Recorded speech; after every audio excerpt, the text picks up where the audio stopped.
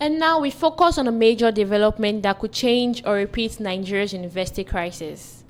The federal government says it has just released a 50 billion naira for public universities.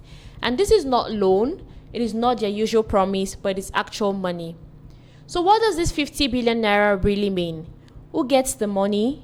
What will it fix? And is this finally the end of ASU strike? Before we dive into that, let's quickly take a look at this video. Congratulations and with President Bola Ahmed Tinubu, and we're very grateful as a nation today.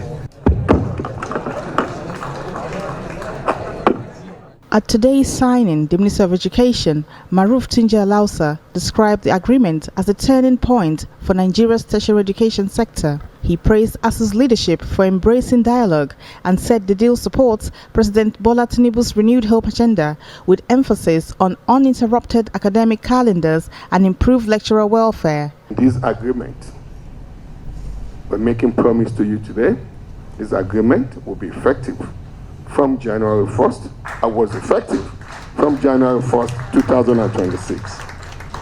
The key components include the emolument of university academic staff, which has been reviewed upward by 40% to enhance the morale, improve the quality of service delivery, and the global competitiveness of Nigeria tertiary education institution, and also to reverse brain drain.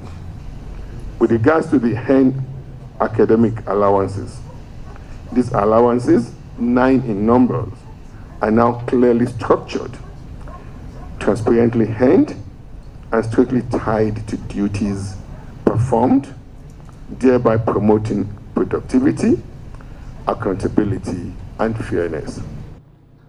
So to understand why this 50 billion naira matters, we must first understand why Nigerian universities are broken. Now, the crisis did not start today, it did not start last year, and it did not even start with this government. Nigerians once had universities that ranked amongst Africa's best, but over time, 3 things happened. Funding stopped matching student population, facilities were never upgraded, and agreements with lecturers were ignored. Laboratories became museums, libraries stopped buying books, hostels became overcrowded, and lecturers began leaving Nigeria. Now, you cannot run a world-class university on sympathy. And sometimes when these strikes happen, ASU is often blamed for it. But ASU is saying they don't strike for fun. They strike because agreements are broken. Now, what are these agreements? Some of these key agreements include the 2009 Federal Government and ASU Agreement and the 2013 Needs Assessment Agreement. Now, there is one demand that keeps coming back, and that demand is the Needs Assessment Fund. That brings us to what we are going to discuss today. What exactly is this 50 billion naira that the government just let out? Let's break it down slowly. Now, the needs assessment is a full inspection of universities' buildings, classrooms, labs, libraries, power supplies, and hostel. Now, the government agreed to fund the repairs of all of these amenities, and that fund is the Needs Assessment Fund. The total that was promised over time is 200 billion naira, and what has been released now is 50 billion naira, which is the first tranche.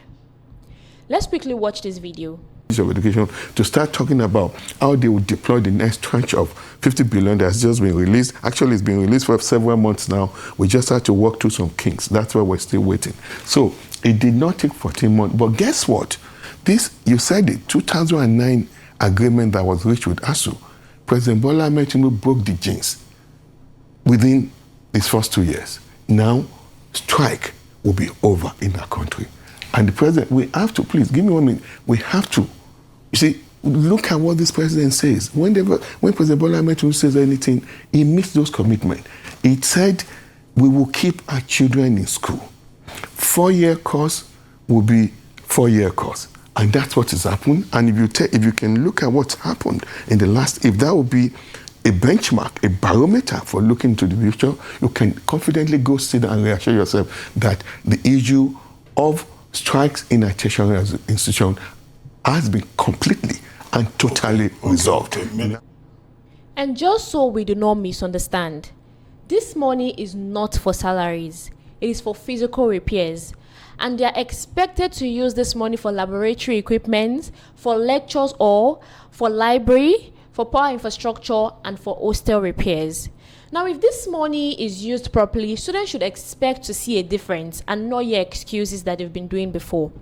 So the government is saying that they are now taking education as a priority and that strikes tend to hurt Nigeria's image, and that is making brain drain very dangerous. But Nigerians are skeptical and they have every right to be. We are now asking a question: is this the beginning of a new era, or is this another cycle of promises? Now remember that in the past, funds were delayed and they were poorly monitored. So ASU is insisting that if funds must come to them, it must go directly to the universities and spending must be transparent, because without this, strikes will return. Now 50 billion naira is not enough to save Nigeria's universities, but honesty, consistency, and accountability might do just that. Now this release is a test, not for ASU, but for government credibility. Students are watching, lecturers are watching, and Nigeria is watching to see where this leads. And that takes us to our second pressing issue for the day. Should prisoners be allowed to vote? The National Assembly is saying yes or maybe, while INEC is saying that the law already supports it. Some lawmakers say it is too complicated and Nigerians are divided. Now, this is not just about prisoners, it's about who democracy is really for. Before we dive in, let's take a quick look at this video. Independent National Electoral Commission (INEC) that says it is working with the Nigeria Correctional Service on the voting rights of inmates.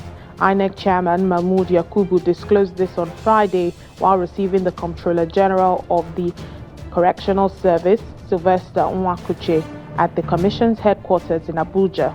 Mr. Yakubu affirmed the judgment of the appeal court, granting inmates the right to register and vote in any election.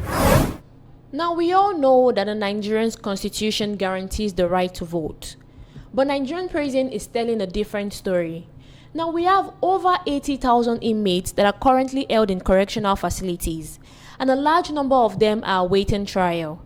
Now, what does this mean for them? It means there is no conviction, there is no loss of civic rights, and they are still legally citizens in full standing.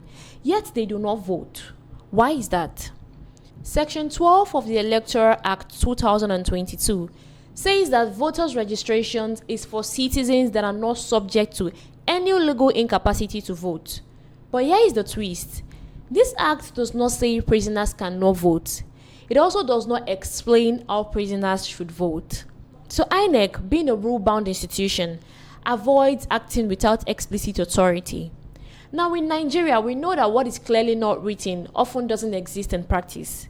And then sometimes what is written is not even followed. So the National Assembly is now attempting to close that gap. Now Senate Leader Okoyemi Bamidele says that Electoral Bill 2025 will amend Section 12. So when that is amended, what will change? It is very simple. It means prisoners will be explicitly recognized as eligible voters, INEC will be mandated to register inmates, and voting will take place inside correctional facilities. Now, this proposal is part of over 20 reforms in the Electoral Bill for 2025, and they include early release of election funds to INEC, stronger penalties for vote buying, clearer rules for party primaries, and stronger accountability mechanism. So prisoner voting is not standing alone. It is part of a larger attempt to clean up elections before 2027. Now, despite court rulings, not everyone is convinced. At a joint retreat of the Senate and House committees on electoral matters in November 2025, lawmakers described inmate voting as problematic, logistically difficult, and potentially destabilizing. The former Bayelsa governor, Sereke Dixon, said bluntly that members were not convinced. Now, the civil society groups disagree strongly with lawmakers' hesitation, and groups like PLAC argue that most inmates are awaiting trial, disenfranchising them violates constitutional rights, and democracy should not depend on convenience. Now, PLAC Clement Nwankwo called inmate exclusions a democratic failure. Now, if this bill is passed, thousands of Nigerians who have never voted may vote for the first time, although from prison cells. Now, this forces Nigeria to answer a very hard question. Is democracy about punishment or participation? Now, this bill could change the meaning of citizenship in Nigeria, and that is why it matters. So now we move to late Tuesday afternoon in East Asia. From an area of North Pyongyang, multiple missiles were launched into the sky. Minutes later, they slashed down in the Sea of Japan, also known as the East Sea. Now, there were no explosions, there were no casualties, and there were no immediate damage. Yet, within hours, capitals across the regions were on very high alert. Now, this is not just another missile test. It is a signal, and signals matters in global security. According to South Korea's chief of staff, the missiles were launched at 3:50 p.m. local time, and the radar detected several short-range ballistic missiles that were fired from an area of North Pyongyang and flying approximately 350 kilometers. They landed in waters off North Korea's east coast, and Japan's defense ministry confirmed that at least 2 ballistic missiles and no entry into Japan's exclusive economic zone. Now, no evacuations were issued, and flights and shipping continued normally. South Korea's military described the launch as a grave provocation. The Joint Chief of Staff said the surveillance were intensified and allied coordination with the US was ongoing and readiness posture remains very high.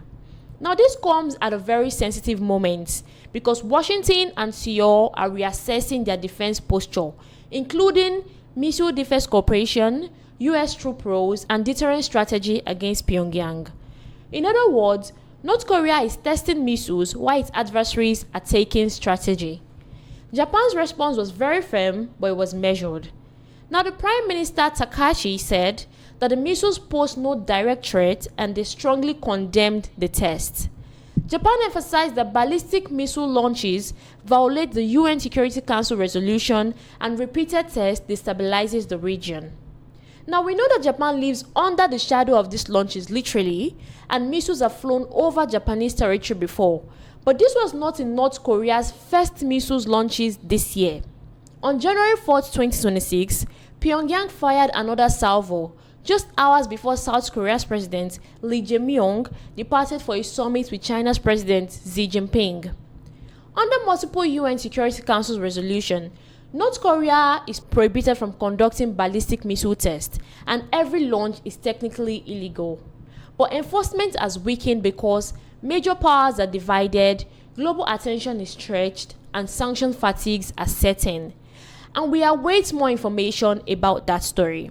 So now we are diving deep into the failed coup plot against President Bola Ahmed Tinubu administration. In October 2025, 16 military officers were arrested for what was initially called indiscipline. Now, despite denials at that time, when the military said the arrests were only routine disciplinary matters, today's acknowledgement underscores both the seriousness of the findings and the gravity of the alleged actions against the constitutional order. Now, the DHQ confirms links to an overthrow attempt. Let's take a look at this. On October 4, 2025, the Defense Headquarters, through its former Director of Defense Information, Brigadier General Tuko Gusau, announced the arrest of some military officers over alleged indiscipline and breach of service regulations. However, there were reports that the officers were arrested in connection with a coup plot. Now, more than 3 months after the military denied the reports of a coup, it has reversed itself with a statement announcing the conclusion of investigations, the submission of findings, and a proposed trial of the officers. The DHQ stated that a comprehensive investigation process was conducted in accordance with established military procedures and carefully examined all circumstances surrounding the conduct of the affected personnel. Accordingly, a number of officers who allegedly participated in the plots to overthrow the government have been identified and will be formally arraigned before appropriate military judicial panel to face trial in accordance with the Armed Forces Act and other applicable service regulations. And as we always do, we start with the facts. The DHQ statement that was released yesterday marks a reversal from initial denials. Major General Samai Lauba announced that a special panel investigation is complete, identifying officers in the plot inconsistent with military ethics. Now, the 16 officers span the Army, Navy, and Air Force, 1 brigadier general, 1 colonel, 4 lieutenants, 5 majors, 2 captains, 1 lieutenant commander, and 1 squadron leader. 14 from the Army, 1 each from the Navy and Air Force. Now, the probe involved the Defense Intelligence Agency with whispers of financial ties to a former governor. Now, trials under the Armed Forces Act could mean death penalties for coup offenses. These amid West African coup and Tinubu's 2025 military reshuffle. So for visual context, let's play a clip from the recent report on the court-martial announcement. What you consider the penalties for coup attempt within the military, but this time under a democratic system? Thank you so much. From my experience of service, about 30 years of experience in the military, anybody involved in coup plotting or conspiring to truncate democracy will have to face the necessary disciplinary action. And from my record, from my own perspective, in the history of coup planning in this country, anybody confirmed to have been involved in any coup planning, the penalty is very simple. It's death penalty. It could be by firing squad or by hanging to death. That's the penalty. And under Nigeria's Armed Forces Act, coup-related offenses can carry the death penalty. Now, this is not political punishment, it is military law, and a law that inherited from Nigeria's long history of coup. Now, these officers will not go to their regular court. They will face military judicial panels, closed proceedings, and strict rules. Now, some may be cleared, others may face discharge, prison, or even worse. Now, this is not just any story. It is about loyalty to the constitution, civilian control of the military, and whether Nigeria's democracy is strong enough to survive internal threat. Then the military has said that it has acted, but Nigerians will now watch closely. And that takes us to the petroleum sector of Nigeria.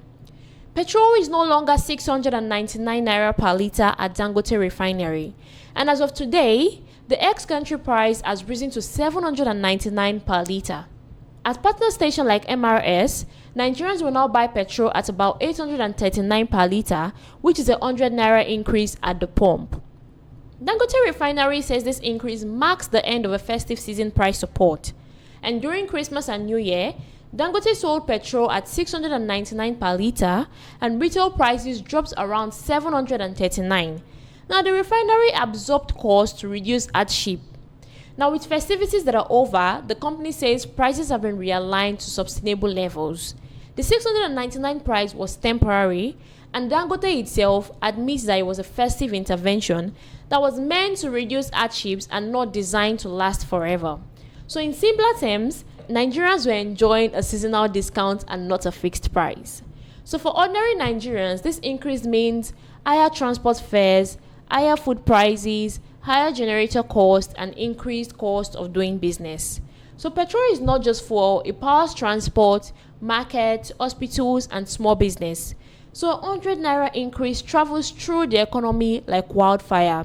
So now all eyes will turn to NNPC Limited, independent marketers, and other retail chains. If they adjust prices upward, 839 might become the new national norm. But if they don't, competition will now cause a very big impact. The next few days will decide the outcome of this. And now we move over to a very pressing issue in West Bengal. Health authorities are responding to a new cluster of Nipah virus infections in West Bengal. It is the state's first outbreak in nearly 2 decades. At least 5 confirmed cases, mostly healthcare workers, have tested positive, and contacts are being traced in large numbers. International health agencies are watching closely. Now, Nipah virus may not be familiar as the COVID-19 or Ebola, but it is one of the deadliest pathogens identified in the last 30 years. This virus was first identified in 1998, and it has a fatality rate of 40 to 75% depending on the outbreak. Now, there is no approved vaccine or specific treatment yet, but supportive care is the main option. Now, symptoms range from fever, an headache, to severe brain inflammation and a fatal respiratory illness. Human-to-human transmission occurs through close contact with infected body fluids, especially in crowded settings like hospitals, which is a key feature in the West Bengal cluster. So with global travel resuming after COVID-19, nations like Thailand, Nepal, Taiwan have stepped up airport screenings for travelers from India, especially with upcoming holidays like the Lunar New Year. So India and Bangladesh have experienced Nipah outbreaks before, notably in Kerala in 2018, 2013, and again in 2025. So unlike COVID-19, Nipah is not efficiently airborne, but transmission usually require closed and prolonged exposure. So although there are no vaccines that are approved yet, there is notable progress. Now, Nipah must serve as a reminder that zoonotic diseases emerges as humans increasingly interact with wildlife. Today's outbreak is serious, but it is contained. With early case identification, isolation, and strong public health measures like large-scale spread remains unlikely. Now, there are continued research and vaccine development to offer future hope. And from universities to prisons, to petrol, to global securities, to coup, and to deadly viruses, one thing connects all of these stories: the system. And when the system works, people thrive. But when the system fails, everyone suffers. Now we'll keep asking the questions because silence helps no one. I'm your host for today, Chinyere, and this is Waves. Do not forget to like this video, drop a comment, subscribe, and share to your loved ones. Until next time.